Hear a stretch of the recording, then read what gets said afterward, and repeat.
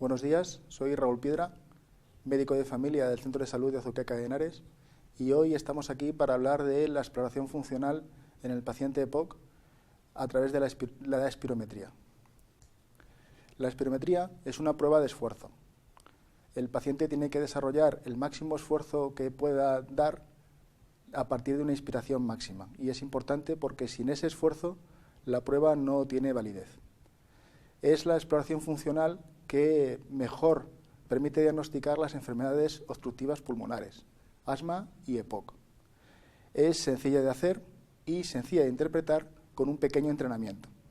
Cuando hacemos una espirometría, comparamos los valores que obtenemos del paciente con los valores de la población de referencia. Esto significa que comparamos el volumen y el flujo pulmonar del paciente con la población equivalente en edad, sexo, talla y peso sin patología.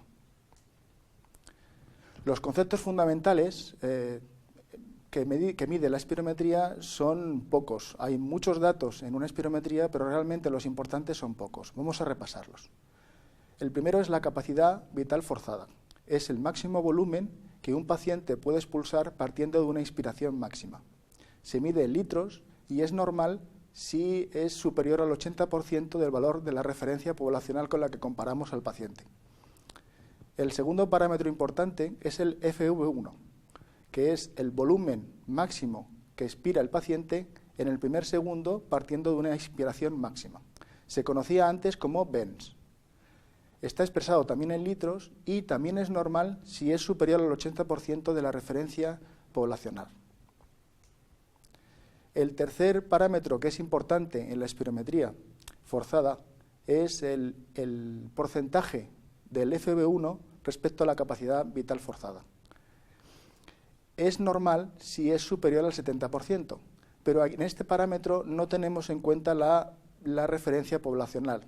Es el 70% o más de la capacidad vital que expulsa el paciente en su maniobra. No debemos mirar la referencia.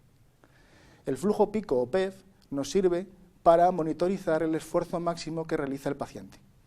Esa es su principal función al hacer la espirometría. Las indicaciones de la espirometría son claras. Podemos usarla para diagnosticar las enfermedades pulmonares obstructivas, fundamentalmente asma y EPOC. Podemos usarla para monitorizar tratamientos, para hacer valoraciones de discapacidades y valoraciones preoperatorias. Las contraindicaciones también son claras. Son aquellas en las que un paciente no debe hacer el esfuerzo que supone la espirometría. Hay absolutas y relativas. Las contraindicaciones absolutas son la presencia de un neumotórax reciente. El paciente, si tiene un ángulo inestable, no debe hacer el esfuerzo de hacer una espirometría. Un desprendimiento de retina también debe hacernos evitar que el paciente haga el esfuerzo y la presión intracraneal que supone el esfuerzo de la espirometría. Y luego, si conocemos que el paciente ha tenido un ictus reciente o que tiene malformaciones cerebrovasculares, también es conveniente no hacer la espirometría. Entre las contraindicaciones relativas está el mal entendimiento de la maniobra por el paciente, aunque a veces esto puede ser una contraindicación absoluta si el paciente no entiende cómo hacer la maniobra. La traqueotomía es una contraindicación relativa porque con un adaptador adecuado el paciente sí puede hacer la espirometría. Y la parálisis facial o la dificultad para ocluir la boquilla del espirómetro es también una contraindicación relativa o absoluta en función de si se puede resolver o no. ¿Qué necesitamos para hacer una espirometría? Obviamente necesitamos un espirómetro, pero necesitamos algunas cosas más. Entre ellas un tallímetro que tenga báscula, porque necesitaremos la talla y el peso actualizado del paciente. Las pinzas nasales son recomendables, pero no imprescindibles para hacer la espirometría. Es conveniente que usemos un espirómetro que disponga de filtros o boquillas desechables para que el paciente no se contamine con los gérmenes del paciente anterior y hacer las cosas bien. La jeringa de calibración es importante porque es una jeringa que suele tener 3 litros de capacidad que permite calibrar el espirómetro y estar seguros de que mide correctamente los volúmenes que estamos midiendo en el paciente. Hay que hacerlo periódicamente y para un uso diario, al menos debería calibrarse el espirómetro una vez por semana. El paciente debe recibir unas instrucciones previas antes de acudir a la cita para hacer la espirometría. Entre esas indicaciones debemos recomendarle que no fume en las 4 horas anteriores a la prueba, si el paciente es fumador. Tampoco debe venir tras una comida copiosa, aunque no es necesario hacer la prueba en ayunas. Y por último, es importante, si el paciente toma inhaladores, recomendarle que no use la última dosis previa a la prueba. De esa manera, el efecto del medicamento no influirá en el resultado de la prueba. Si es un inhalador de corta acción, con 6-8 horas sin usarlo será suficiente. Si es de larga acción, deberemos evitar la última dosis o 12 o 24 horas según la duración del medicamento. Y hay que darle instrucciones precisas, porque si no el resultado se puede ver alterado. La maniobra debe explicarse al paciente correctamente y debe indicársele que es una prueba de esfuerzo, que tiene que coger aire hasta llenar los pulmones por completo y a nuestra orden, con un inicio tajante, con un grito, un estímulo intenso, el paciente tiene que empezar a soplar.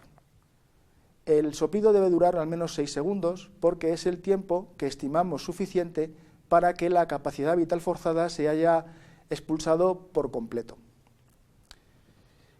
Durante la maniobra es conveniente que tengamos la curva flujo-volumen delante de nosotros en el espirómetro, no la volumen-tiempo, la curva flujo-volumen. Esto es así porque la curva flujo-volumen podemos ver claramente el inicio de la maniobra y el flujo-pico, el PEF, que nos dice cuál es el esfuerzo máximo que está realizando el paciente. Si ese flujo-pico no es un pico en la curva, la maniobra no será correcta. Hay que hacer varias maniobras, al menos 3 deben ser bien realizadas. Y debe haber poca diferencia entre las maniobras para elegir la mejor que mida los datos reales del paciente. La prueba broncodilatadora es una prueba que se hace posteriormente. Hacemos las 3 maniobras válidas basales y después se administra un broncodilatador de acción corta al paciente. Podemos usar salbutamol, 4 inhalaciones, y si es posible con cámara de inhalación para conseguir mejor depósito pulmonar del medicamento. Si no tenemos salbutamol o el paciente sufre taquicardias con la aplicación del mismo, podemos usar otros inhaladores como terbutalina o como bromuro de ipratropio. También 4 inhalaciones serán suficientes. La salvedad es que con el bromuro de ipratropio hay que esperar algo más de tiempo, entre 40 y 45 minutos para el inicio de acción porque es más lento. Hacemos las maniobras igual que en la espirometría basal, tras esperar ese tiempo, y en la prueba broncodilatadora consideraremos que es positiva si el FV1 mejora al menos 200 mililitros y un 12%. Deben darse las dos circunstancias, el volumen, más de 200 mililitros, y un porcentaje superior al 12%. Luego veremos un ejemplo. Para la interpretación de la espirometría vamos a seguir un esquema básico. Vamos a explicar cuál es la sistemática de interpretación que recomendamos, luego vamos a ver unas gráficas de ejemplo y luego, por último, veremos 3 casos clínicos reales de cómo se usa la espirometría en la consulta. La sistemática debe empezar siempre por el análisis de las gráficas.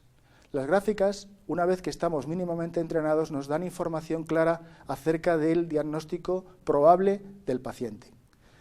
Lo primero que debemos hacer es mirar la gráfica flujo-volumen, después la gráfica volumen-tiempo y por último recurrir a la tabla de datos.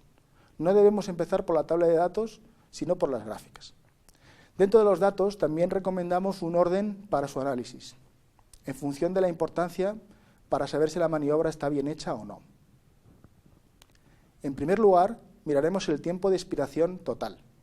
Todos los espirómetros disponen de ese parámetro y veremos si la maniobra supera los 6 segundos, que es el umbral que nos garantiza que la capacidad vital forzada está bien soplada. Si no llega a los 6 segundos y el paciente ha hecho un esfuerzo máximo, podemos considerar la maniobra válida si supera los 5 segundos aproximadamente. Depende de cada caso. En todo caso, una maniobra que no dure 2-3 segundos no podremos analizarla porque los datos no serán válidos. Después del tiempo debemos mirar el índice FEV1 partido FVC. Esto nos va a diagnosticar si el paciente tiene obstrucción pulmonar. Lo siguiente, miraremos la capacidad vital forzada. Miraremos el porcentaje respecto a la referencia, que todos los espirómetros nos lo marcan, y veremos si es normal, si es superior al 80%. Después nos centraremos en el FEV1, en el volumen, en el porcentaje de la referencia y en si hay diferencias entre la maniobra basal y la broncodilatadora. Vamos a ver ahora algunas gráficas de ejemplo en la que vamos a repasar los distintos patrones espirométricos. Empezamos con la curva flujo-volumen, con la curva normal. En la curva que tenéis en pantalla veis que el inicio de la maniobra es rápido, alcanza un pico muy claro y el descenso es normal, sin ninguna anomalía y ninguna concavidad ni convexidad clara.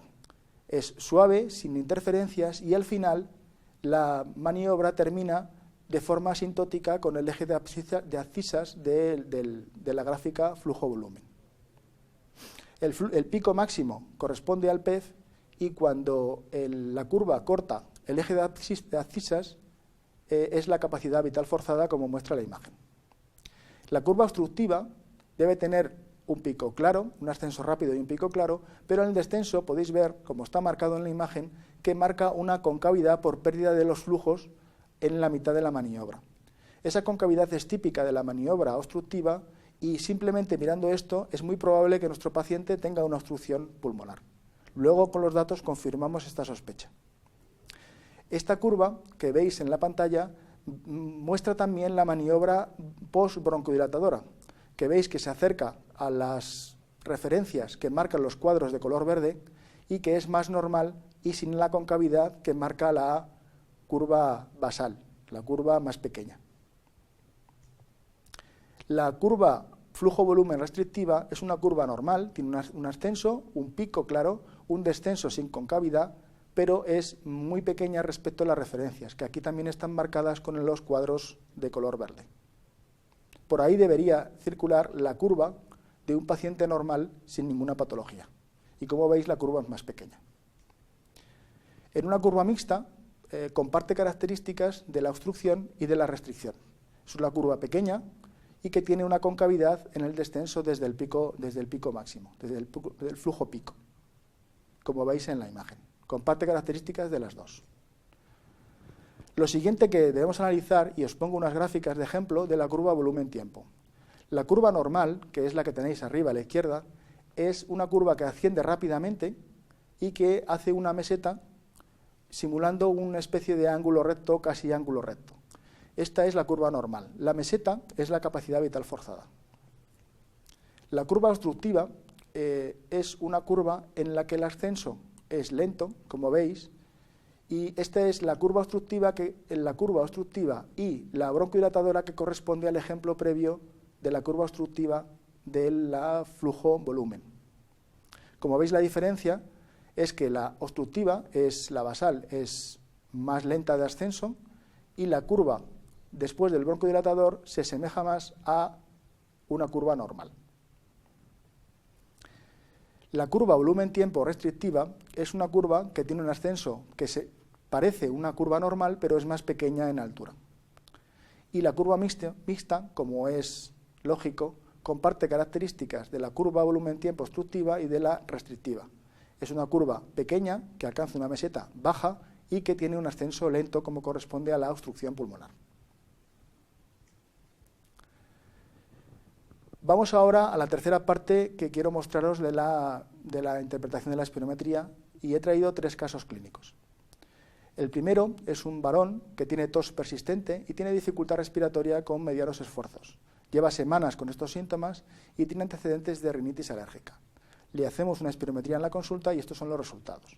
Como os he dicho, en la sistemática de interpretación empezamos con las curvas.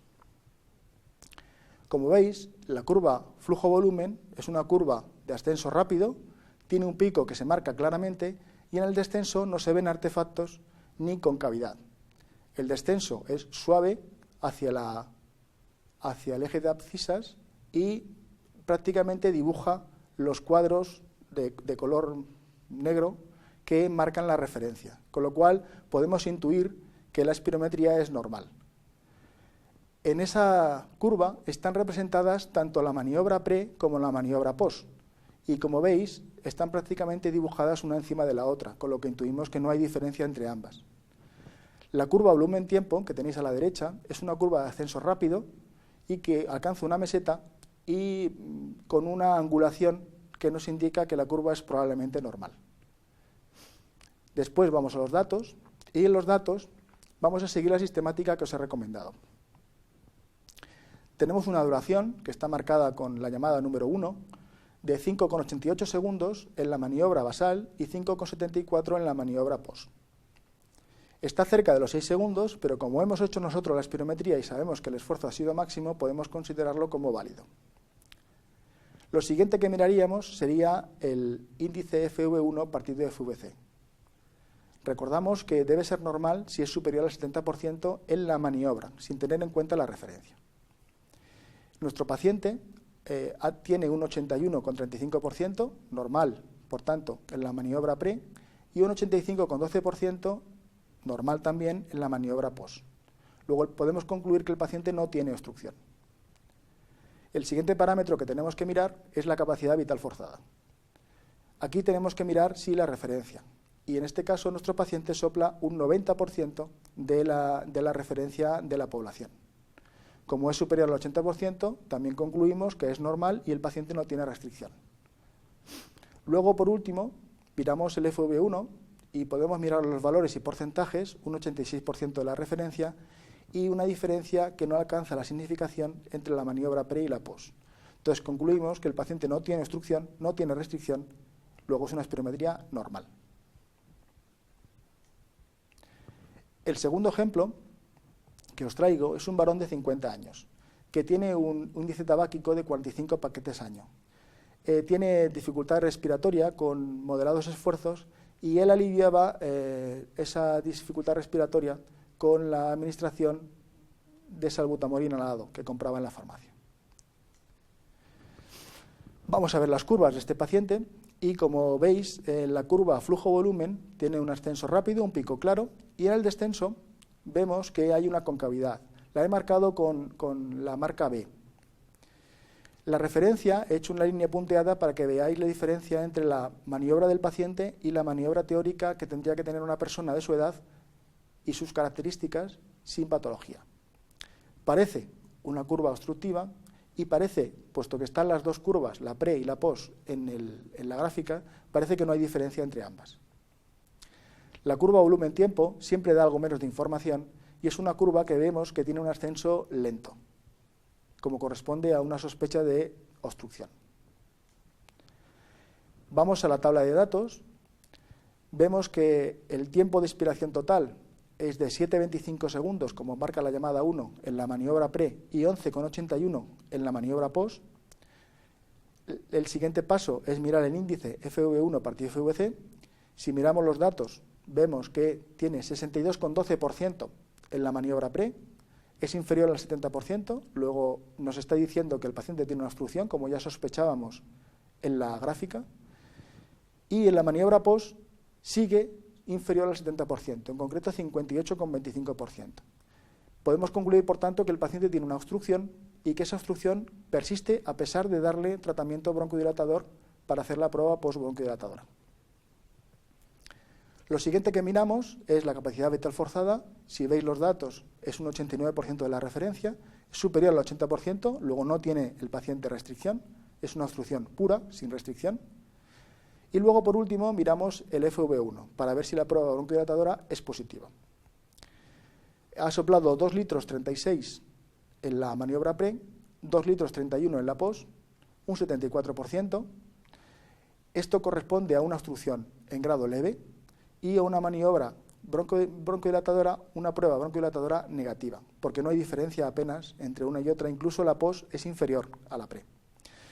Concluimos, esta espirometría tiene una obstrucción persistente y una prueba broncodilatadora negativa. En un paciente fumador con un índice tabáquico tan alto, es compatible con una enfermedad pulmonar obstructiva crónica. En la tabla de datos hay un parámetro al final que se llama edad pulmonar. Quería hacer un inciso sobre este parámetro que algunos espirómetros incluyen porque es importante para algo drástico en la evolución de la enfermedad pulmonar obstructiva crónica, que es el abandono del tabaco. El paciente, en los datos, nos da una edad pulmonar de 72, 73 años, dependiendo de la maniobra pre o la post. Esto significa que una persona con 72, 73 años sin patología soplaría los valores del paciente. El paciente tenía 50 años, así que le dijimos que su edad pulmonar era de 72, 73 años. Y esto supuso un estímulo para que dejara de fumar. El caso 3 que traemos es un varón con tos y autoescucha de pitos. No fuma y no tiene antecedentes conocidos de rinitis alérgica, asma o otros de interés. Miramos primero, como ya sabéis, las gráficas. En la gráfica veis que la curva flujo-volumen tiene la maniobra basal, que es la que es más pequeña, tiene un ascenso rápido, un pico claro y un descenso con una cierta concavidad, lo que marca una posible obstrucción. Con la marca B veis un bucle que dibuja el espirómetro, pero que no tiene importancia puesto que ocurre cuando ha acabado la maniobra. Ahí el paciente cogió aire. Lo veis también en la curva volumen-tiempo, marcado también con la letra B. Como esa trampa de coger aire ocurre al final de la maniobra, no influye en el resultado. La curva post, en la curva flujo-volumen, veis que también tiene un ascenso rápido, pero que es mayor, significativamente mayor que la curva pre. Vamos a ver lo siguiente, los datos. En los datos recomendamos siempre seguir la sistemática, porque es la garantía de que no se nos va a olvidar nada, con el tiempo. El tiempo de expiración total es de 4 segundos 96 en la maniobra basal y 5,24 en la maniobra post. Son algo cortas, pero sabiendo que hemos presenciado la espirometría y el paciente ha hecho todo el esfuerzo que podía, lo vamos a dar como válido. Lo siguiente que vemos es el FV1 partido de FVC. Tenemos 66,66%, inferior al 70%, con lo cual nos está diciendo que el paciente tiene una obstrucción. La sospecha de la gráfica la confirmamos con los datos. Cuando miramos este mismo parámetro en la maniobra post, vemos que son 72,90%. Es decir, de menor del 70% pasa a ser mayor. Es decir, la obstrucción se hace reversible. Esto es típico de la enfermedad asmática. En la EPOC, como hemos visto en los casos anteriores, en el caso anterior, la obstrucción no revierte después del broncodilatador y permanece inferior al 70%. En el paciente con sospecha de asma, vemos que sí, que sube por encima del 70% cuando administramos el broncodilatador. Vamos al siguiente parámetro, que es la capacidad vital forzada, que vemos que el paciente ha soplado un 107%, con lo cual es absolutamente normal y el paciente no tiene restricción. Vamos después al FV1 para saber la gravedad de la obstrucción y vemos que el paciente tiene un 88%, es decir, que la obstrucción es tan leve que tiene un FV1 normal, superior al 80%. Después miramos los parámetros, los litros que ha soplado en el primer segundo. El FV1 basal son 3 litros con 33, el post, después del broncodilatador, son 3 litros con 73, es decir, 400 mililitros de ganancia y un 11%. De modo estricto, no cumple los dos criterios. Cumple el criterio de volumen, pero no el de porcentaje. Pero está tan cerca que debemos considerarlo significativo. De hecho, si miráis arriba, el mejor FV1 sí mejora un 12%. Con lo cual, es una espirometría basal, obstructiva, que persiste, se normaliza tras la broncodilatación y la prueba broncodilatadora es positiva, es compatible con un cuadro de asma. Las conclusiones que quería dar al final es que la espirometría no hay que tenerle miedo, es una técnica accesible, que es sencilla de hacer e interpretar con un mínimo entrenamiento y que tiene gran utilidad en el diagnóstico y en el seguimiento de enfermedades tan prevalentes en nuestras consultas como el asma y la EPOC. Y por último, si quieren profundizar en su aprendizaje, yo dispongo de un blog, esa es la dirección, www.soplasopla.com, donde subo casos reales de espirometrías de mi consulta y recomendaciones generales de cómo hacer y cómo interpretar las espirometrías. Por último, despedirme. Espero que haya quedado un poquito más clara la espirometría, sus utilidades y la forma de hacer e interpretarla.